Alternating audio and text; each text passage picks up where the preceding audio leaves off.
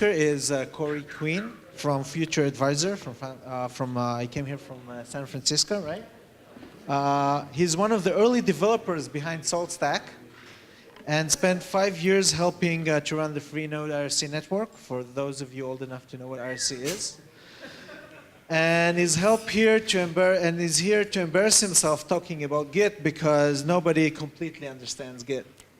So please welcome Corey.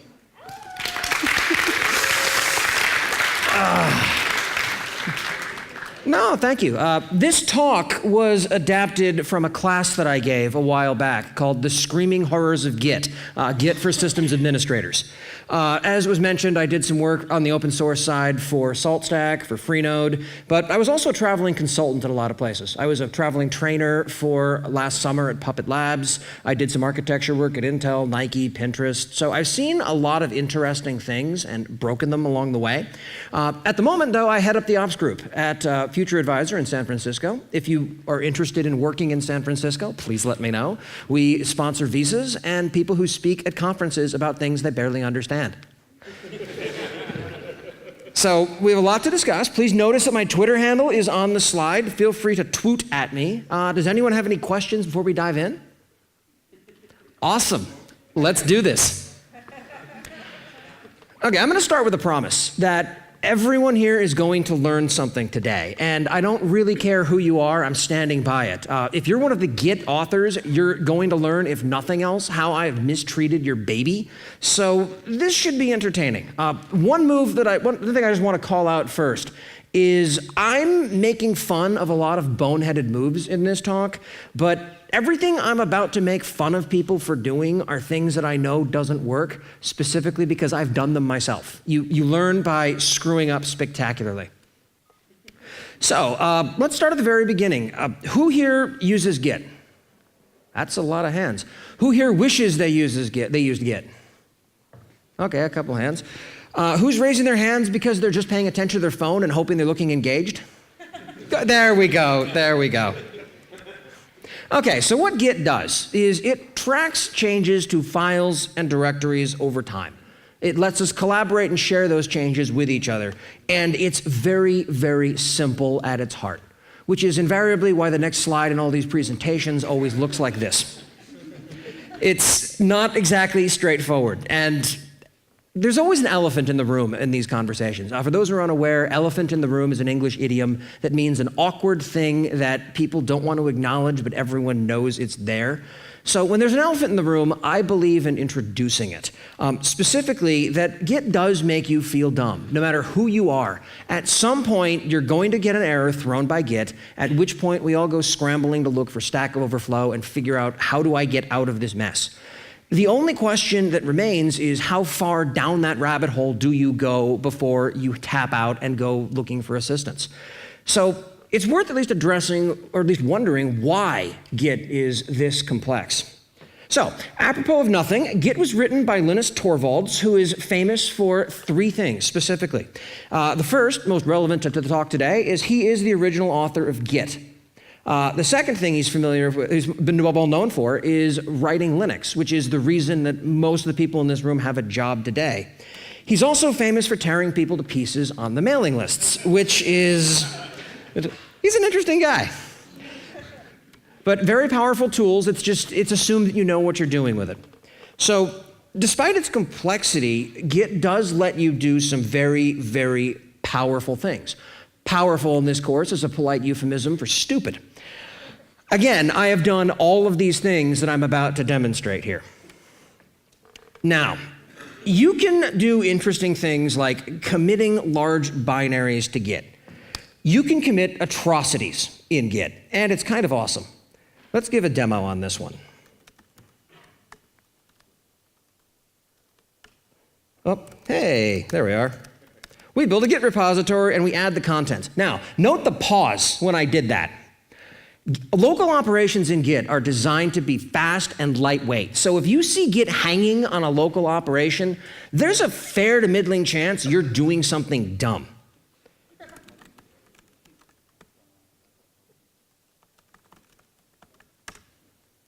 Okay. Now, I've just added an ISO, a giant large binary file into Git, and things are great.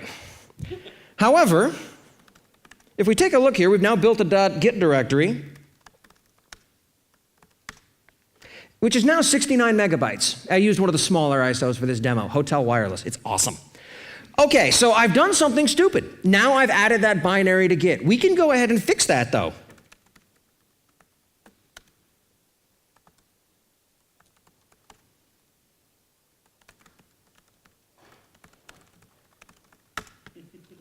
There.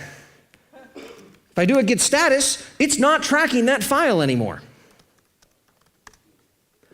But the repository is still huge. Remember that Git retains its entire history as you go. So now, if I want to pull that out, I've got some work ahead of me. The way that you generally tend to remove those things when you wind up in those situations is either an esoteric command called git filter branch, or you can run something called the BFG, which comes down when you install it as a giant Java file. It's not really well advised. It's a problem, and you're effectively performing repository surgery on these things, as well as if you've pushed this, you now get to wind up effectively rewriting history for everyone else, which we'll get to in a bit. If you really want to store large binaries in Git, there are two tools that are written specifically for that purpose. Git Annex was written by Joey Hess, who is a former Debian developer, and Git LFS, which was recently released for production use by GitHub. Both of them attempt to solve this problem in slightly different ways. Feel free to research them if you get more into it. We have other things to talk about. Now, most of us, I assume, aren't committing binaries to Git as a general rule, at least after the first time that we do it and we run into a situation like that. But we do often wind up committing things that we shouldn't be, like secrets, for example. At FutureAdvisor, we use Git to store secrets. The difference is that we are encrypting them first. That tends to make it sanitized, it passes security policy, and things move on. It's a better approach to store these things somewhere that they need to live in encrypted form, because we're just going to copy up the credentials from some random developer's laptop every time we need them is the second worst idea that I've heard of. The first, of course, is Git submodules. This isn't just a hypothetical case. There have been a number of exploits that people have demonstrated by just searching GitHub or Google Code back when they cared about that for AMI keys, private certificates, all kinds of things. And these are not theoretical situations. You can spend thousands of dollars on an Amazon account in a ridiculously short period of time. So I'd like to thank whoever it is that helped me make all those Bitcoin mines work. It was great. So let's move on to another terrible idea in Git. I don't even really know what to call this, so we're going to go with it. There we are. Okay, there's nothing in here, right? I want to create a Git repository. Now there's now a .git repo here. And if we take a look at the contents of a Git repository, these things are relatively self-descriptive. There's a config file that lives in there. There are various places. There's a directory to store hooks. Basically, all of your objects in a Git repository are stored on disk as files. And it's awesome, and Git keeps track of these things. But these are files on disk. I like them. I want to take care of them. So I'm going to add them to Git.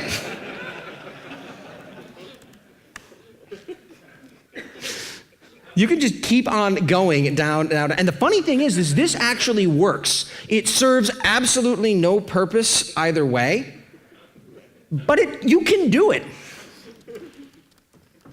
Okay, one more demo before we switch back to the slide deck here.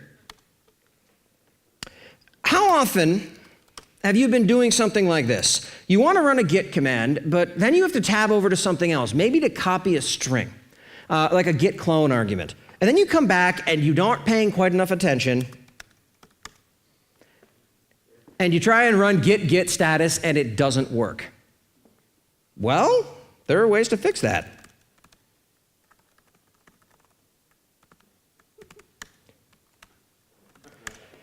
Now, with that simple one-liner, it fits in a tweet.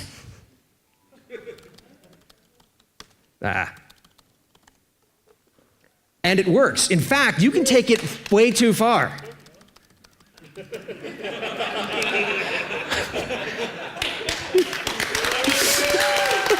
It's turtles all the way down. I firmly believe that something very similar to that script could be used to make Docker, Docker, Docker a reality.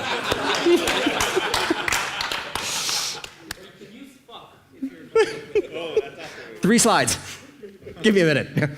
So, for those who are aware, Git does have its own alias support. So instead of git status, typing that out, you can create a Git alias and write git st instead. And it works, but it always tends to start with the word git, which doesn't always work. If you want to get a little bit further down the road than that, you can back out into the shell itself and do something like this in your bash or ZSH config. Now, why in the world would I do something like this? Good question.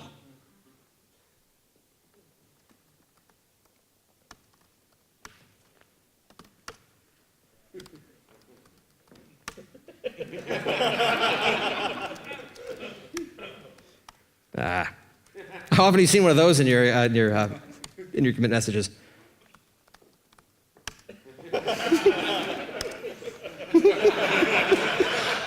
I would like to take this opportunity to point out that you invited me to speak here. This wasn't me forcing myself on you.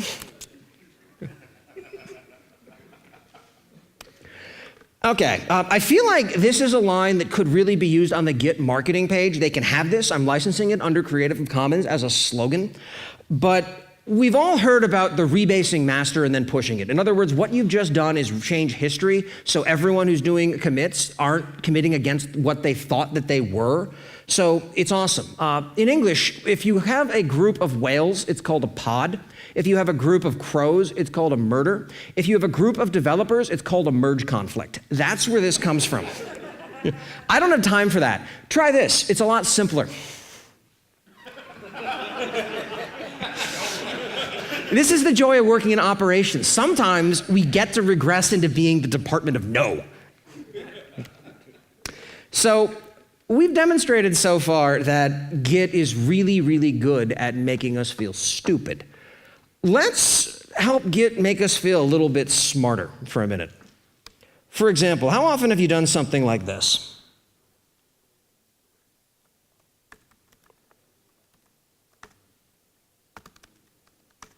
Where you wind up typoing the response and it tells you, did you mean status? Oh, you think? There's a command that you can run, and I will put this up on a slide in a minute or two here and take you through it.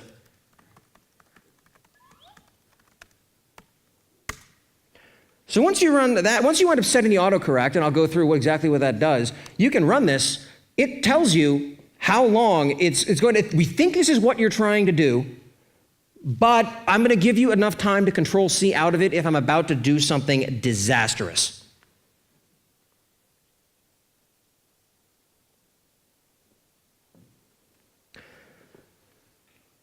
Now, just a few things about this. First off, with config, there are three places it can store stuff. One is in the system level in etc git config. The second is, by default, is in the repository itself if you don't give it a flag. And the third, where you put in global, it's in the .git config file in your home directory. So this would now apply to every repository here. And this is awesome. It winds up helping with the autocorrect. The number 8 is tenths of a second it will wait. You view that as the pause of you screwed up typing something, so now you have to sit there and spin. And this is great to a point, but it doesn't work on everything. For example, it only will autocorrect and autocomplete if there's a single unambiguous thing that it thinks you are. If I do git C, it's not going to work. Do I mean git commit? Do I mean git clone? Do I mean git something else?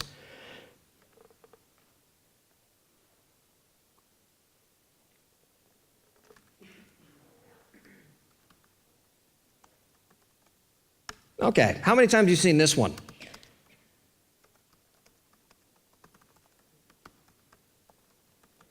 So you're in a repository, you add a remote, and then you git push, right?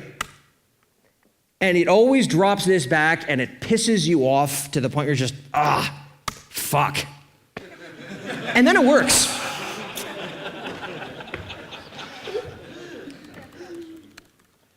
And it's not just git specific. This started life as basically running sudo on the command you just ran. Now this is the #1 result on Google if you search for the term "the fuck." More than anything they've done technically, that is impressive.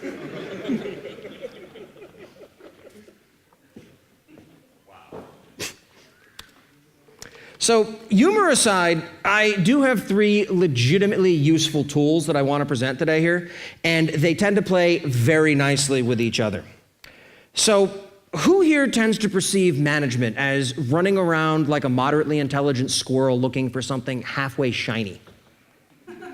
No, I am management now, which is kind of horrifying. They gave me a team. But yeah, I tend to agree with this. This wound up happening at my current job. There was a monitor next to my desk that used to display some stats. The monitoring system was, let's be gentle and say, in a state of flux at this time. So it really didn't bear any relation to reality.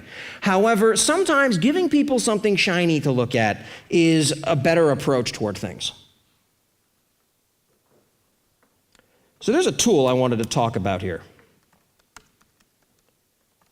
I'm running this incidentally in the repository for Saltstack that exists publicly. It's a tool called Gorse.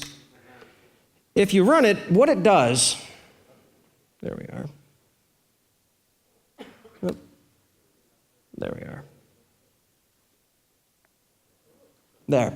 Sorry, the lineup doesn't quite work the way I hoped it would, but at this point, what you'll see here is it replays commits. It looks at the developer who's working on things and the changes they make to files over time. You can throw it in a loop, and I just left this running on the desk next to me to the point where once we fixed the monitoring system, people came up to me and actually complained that they didn't have this running anymore.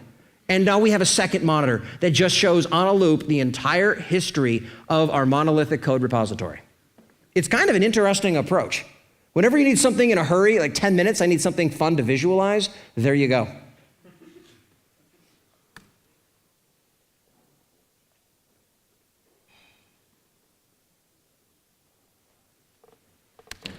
So, audience participation time. Let's start with a poll here. Who cares about more than one Git repository in their lives? Yeah, the only people whose hands I expect not to see up are people who work at Facebook. And the problem with doing this is that when you get on a plane, like on a trip to Israel, for example, and you realize you forgot to update the one repository you really, really need the latest version of, it sucks. Now, Mark Atwood heads up the open source community stuff over at HP, and he tweeted this back in August. And it works pretty well for this. It's a decent fix. What you're doing, for those who aren't conversant in shell, is you punch a find command into a for loop, and you tell it to find Git repos. From there, you iterate over the results of that loop, and you fetch the latest changes in every repository's parent, and now half the audience is sleeping because they started tuning out when I talked about iterating. And so this is really awesome, except for the part where it's shitty. So I'll run something like this once, but every time I need to update my stuff, I'm not going to go through this. So I tweeted back at him. I took his stupid loop, but instead of just running a git fetch, I ran mr register instead. And I'll get into a second on what that does. And he responded back. Remember, this is someone who has forgotten more about software than I've ever known. And he's like, this is awesome. Thank you for the find. And there's a lesson here in that we're always learning. And no matter what problem it is that we're solving, and I feel like as people who are developmentally oriented, we tend to forget this sometimes, but everything that we do is very rarely a problem that is unique to our role. Managing multiple Git repositories, configuration management, provisioning servers, monitoring, these are all problems that every company cares about. So why do we insist on reinventing the wheel? So if you run into a problem like this, ask people. Okay, cultural detour aside, let's talk about my repos a bit.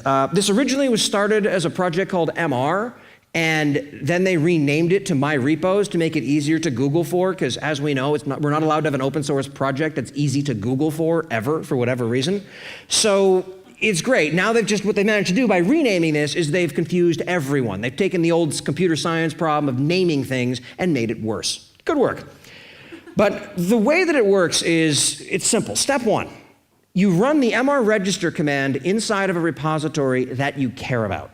And you can automate it like I did with that loop, or run it by hand. It doesn't really matter that much because you've only got to run it once. And what that command does is it either builds or appends to a file called .mrconfig in your home directory. Step two, you then can run mr update and watch as it updates all of your repositories in series. And I'll give a demo of that.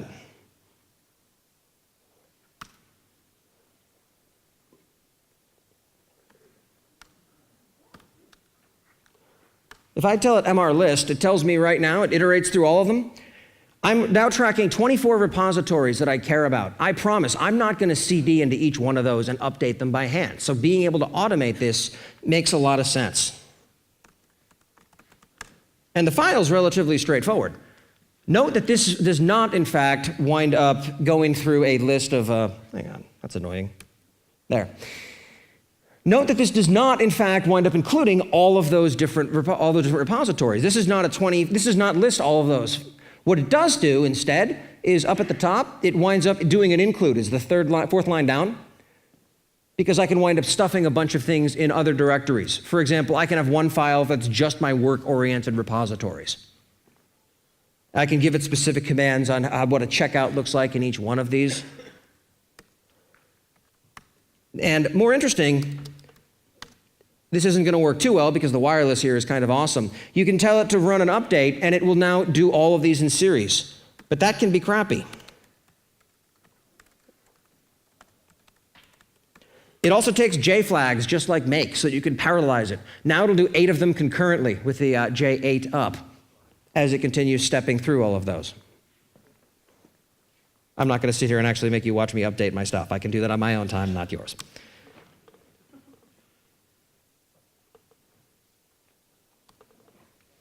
So just as an interesting side note, it is not just supporting Git. It supports a number of other version control systems, including some that I've never heard of. The only notable one that is not on the list is Perforce, which nobody likes. But Paul was walking around earlier today with a mug. I swear it was just to troll me that says Perforce on it.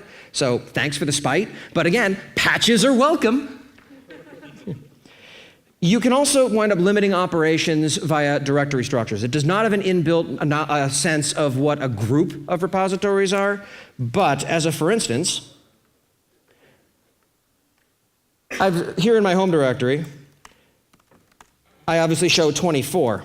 I go to the workspace that I use for my for work stuff, run mr list again. It only talks about the ones that are below this. So I find that managing discrete groups of these things via directories or symlinks into directories tends to be a relatively sane way of doing this at the moment. Last time I gave a talk that touched on this product, someone suggested the idea of managing groups. So we're now having a discussion around whether or not that's something we're going to support, and if so, what that looks like. But that's sort of a minor feature request with all things considered. So the only reason I know about this tool is that a stodgy German friend of mine told me about this. Otherwise, I would never have known that it existed. And part of the next step is to pass it on. It's like the inverse of Fight Club. The first rule of Docker is that you never shut the fuck up about Docker. And he told me about this in conjunction with another tool that he had written. When I gave this talk internally in preparation for this, someone in the front row chimed in, hey, that's a short-term corporate bond fund by Vanguard, isn't it? It's, wow, I can tell I work in finance. No, but it's a version control system for your home directories. Another show of hands.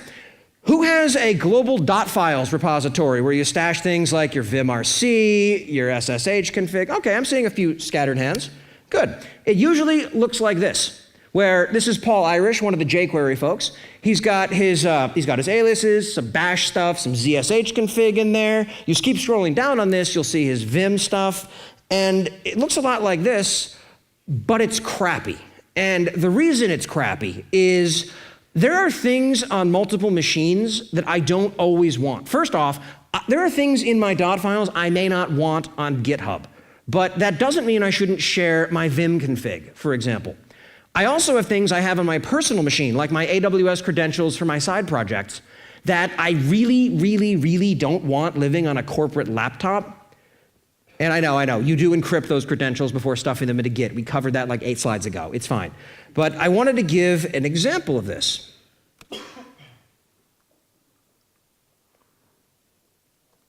This is where VCSH comes into play. So what it does is it launches a subshell when you run VCSH in the name of the repository. Now I'm working in Vim. It is tracking my master branch. And in fact, there's even a diff pending at the moment. And if I do a git status, it will tell me that it did, in fact, modify my vimrc. But and it has a server that I wind up keeping all of this stuff on. So that's great. Same thing with my ZSH directory. Same story.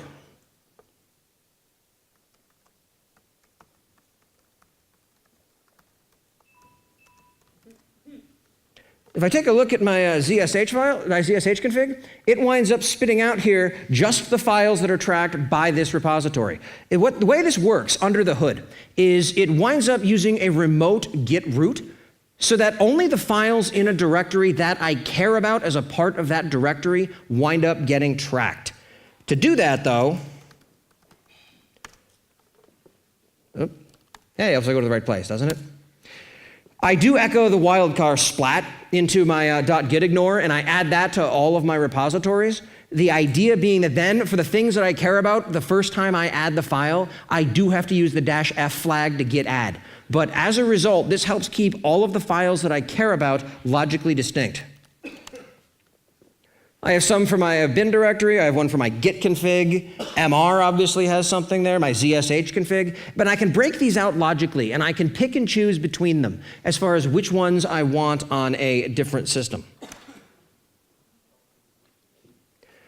And the way that this winds up working under the hood is you have your .config directory, which is a Debian-ism. You then wind up symlinking things into config-d for things that you want on your local system. If the symlink doesn't exist here, your box never goes out and downloads it. So if something winds up compromising your machine but doesn't have access to your keys, it's not going to have access to those things. The repositories themselves live under VCSH with repo.d, and when I'm running it, that is what's being managed.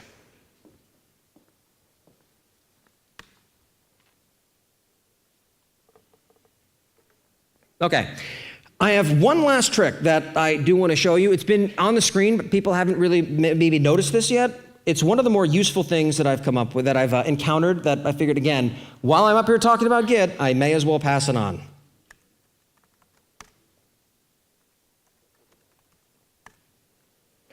If we take a look here, note that it tells me that now that I'm in a Git repository, it tells me that I'm on master, and there's a 1 with a red dot next to it. If I run a git status, it tells me that there's a modified file.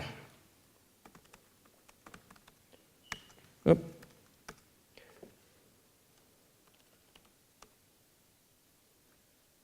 Okay, so now it's ready to be committed. You know, as you go through these, the commit messages become less and less informative and more boring, but that's fine. Now, notice that it tells me here that I have the green checkbox. Everything's right, but I am 1 commit behind my remote. And if I do a git status, it reflects that. So now if I do a git push, I'm back to having a normal where it tells me I'm on a branch and that my local checked out copy is kosher. Everything is where it needs to be. The idea behind this is that I don't constantly have to run git status to know what's going on. It's a subtle visual reminder that helps enforce good behavior and good patterns with respect to what it is I'm working on and letting me know in the event of a merge conflict. If that turns into a big angry red X due to a merge conflict, I know something horrific has happened and I need to figure out what's going on. It also ensures I'm on the branch I think I'm on.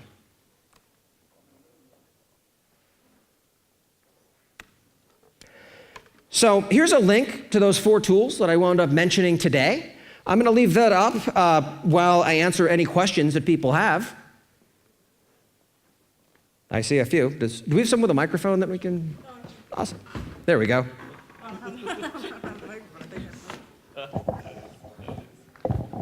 Good work. Hey, this goes back to the comment you made about submodules. Yes. The VCSH. Yes. This is going to be a weird question. Can I use that as a substitute for dealing with subsections of files, submodules? Subsections of files, no, but as far as submodules, yes, depending upon what you're doing. By default, it operates on your home directory, whatever $home is set to, but it does take specific arguments in its config to get around that. So when you have these different subsets of files, isn't that what you had with the dot files? You Yes. just broke it out into sections. Exactly. That's what I'm asking, really. Oh, yes, you absolutely can do that.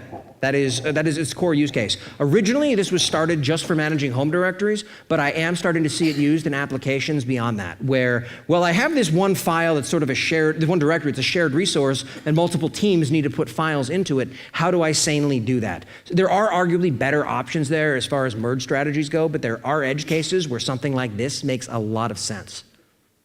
Thank you. Other questions?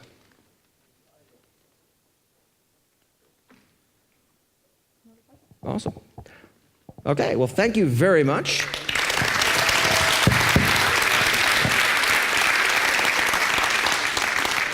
I am in town until Tuesday if people want to talk about Git or whiskey drinking at some point between now and then.